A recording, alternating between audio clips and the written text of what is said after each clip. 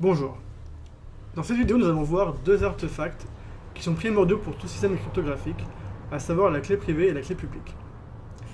Comme vous devez le savoir, pour manipuler Ethereum, il faut créer un wallet. Lors de sa création, une clé privée est générée ainsi qu'une clé publique sur laquelle est basée l'adresse de votre wallet. Nous allons donc voir comment ces deux artefacts sont générés. Alors tout d'abord, qu'est-ce qu'une clé privée? Dans le contexte d'Ethereum, une clé privée valide, c'est une chaîne de 64 caractères hexadécimaux. Donc, par exemple, ici, j'ai une clé privée de 64 caractères que j'ai définie de façon complètement arbitraire. Et donc, afin d'obtenir la clé publique qui correspond à cette clé privée, on va appliquer un algorithme qui s'appelle l'Elliptic Curve Digital Signature, qui va donc générer cette clé publique. Aujourd'hui, on ne sait pas comment faire mathématiquement pour, à partir d'une clé publique, retrouver la clé privée. Une fois que nous avons la clé publique, nous allons appliquer une fonction de hashing qui s'appelle kcalc256, qui est une grande famille de fonctions de hashing, comme par exemple SHA-3 qui est très connu. Et une fois que nous avons le hash, pour obtenir l'adresse Ethereum, il suffit de prendre les 40 derniers caractères qui sont préfixés d'un 0x pour pouvoir lire plus facilement, pour pouvoir indiquer que ce sont des caractères hexadécimaux. Donc, pour illustrer ça, j'ai créé un petit outil qui permet de générer des adresses Ethereum à partir d'une clé privée. Donc là, par exemple, si je mets que des clés, que des 1, et que j'applique les fonctions que j'ai montrées dans ce PowerPoint, à savoir l'algorithme de Elliptic Curve Digital Signature et de hash, plus ensuite prendre les 40 derniers caractères du hash, j'obtiens ceci. Donc voilà, j'ai ici généré une clé privée et une clé publique. Le problème, c'est que il se trouve qu'il y a sûrement des gens qui ont déjà créé un compte avec cette clé privée. D'ailleurs, on va regarder sur Ethereum Scan. Et on va voir que, en effet, quelqu'un a déjà utilisé cette adresse. Ce qui veut dire que si aujourd'hui il y avait de l'Ether dessus, je pourrais aller le récupérer, étant donné que je connais la clé privée. Donc, c'est pas une très bonne idée. Alors, quel est l'avantage en fait de créer soi-même sa clé privée? C'est de pouvoir le faire complètement offline, sans l'aide de n'importe quelle tierce partie. Donc c'est complètement sécurisé. Mais comme je viens de le montrer, il faut bien choisir sa clé privée. Alors quelque chose qui est assez pratique, c'est de ce qu'on appelle un brain wallet. On va générer une clé privée à partir du hashing de mots que l'on connaît. Donc par exemple, je vais vous montrer ça. Donc je vais récupérer, on va utiliser comme fonction de hashing la fonction SHA-3 qui est livrée avec Web3. Donc je vais récupérer Web3.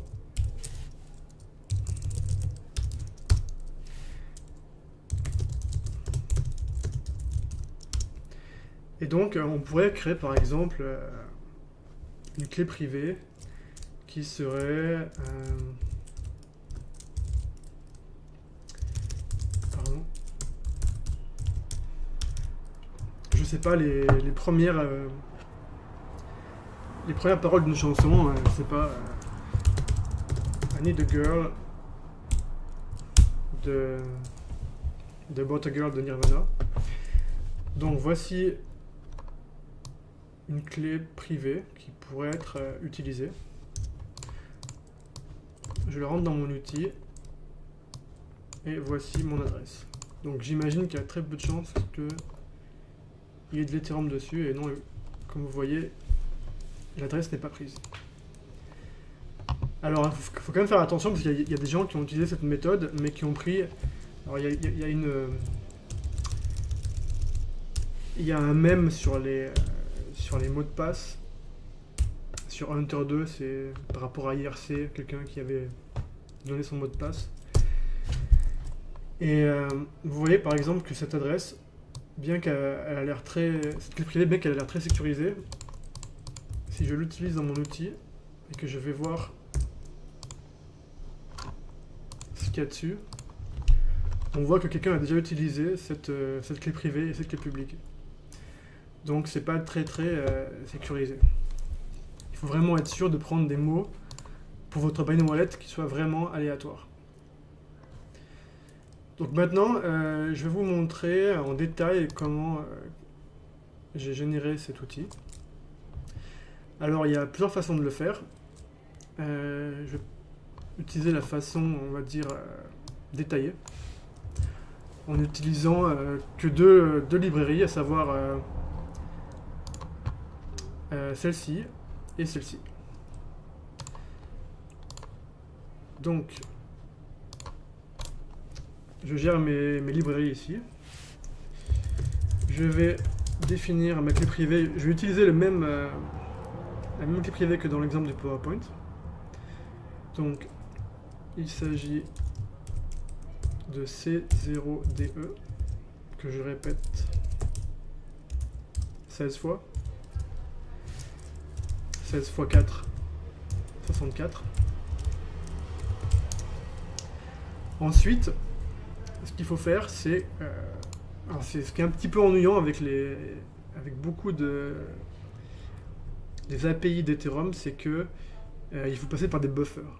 Donc à chaque fois, on doit utiliser des buffers. Et c'est un petit peu pénible. Donc maintenant, je vais créer un buffer à partir de cette clé privée. Et je lui précise que c'est bien un hexadécimal. Une fois que j'ai mon buffer, je vais pouvoir générer ma clé publique grâce à la fonction disponible dans la librairie SECP256. Donc, si je crée, qui évidemment retourne un résultat sous forme de buffer. Donc, si je prends cette librairie, qui a une fonction qui s'appelle public key create, et que je lui passe ma clé privée sous forme de buffer, j'obtiens, et il faut aussi que j'enlève le premier caractère, car il renvoie 0x. J'ai mon buffer clé privée, donc clé publique, pardon. La clé publique est générée. Si on veut savoir à quoi elle ressemble, il suffit simplement de faire key public key buffer toString et lui indiquer que on la veut en hexadécimal. Donc voici ma clé publique. Vous pouvez voir que c'est la même que sur mon slide, 464 3BB. Une fois que j'ai donc la clé publique, tout ce qui reste à faire, c'est pour avoir l'adresse, c'est de prendre les derniers caractères. Donc pour ça, je vais continuer. Var public key au format décimal, c'est comme je vous l'ai dit, il faut préfixer 0x et ensuite enlever des caractères. Ah pardon, j'ai oublié qu'il fallait d'abord exécuter le hash. Donc si je fais public key hash buffer égale kcac, il faut prendre cette fonctionnalité.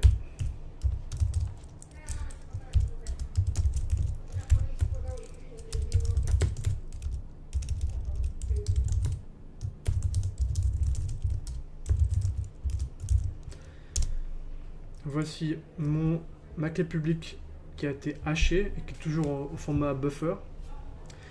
Une fois que j'ai ça, tout ce qui me reste à faire, c'est de préfixer avec 0x et lui concaténer mon hash buffer tout en lui enlevant les 20 premiers caractères.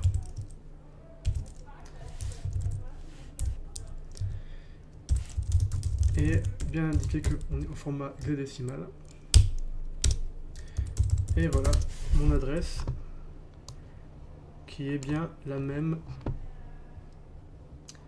que dans mon exemple ici, 053 AE89. Alors il y a une autre façon plus simple de générer une clé publique et une clé privée, c'est d'utiliser directement Ethereum UTI qu'on a vu précédemment. Alors si je récupère cette bibliothèque et que cette fois-ci je récupère encore une fois ma clé privée en buffer, il suffit ensuite, c'est très simple, en une fonction, d'avoir son adresse en utilisant private to address. Et voilà, j'ai bien le même résultat.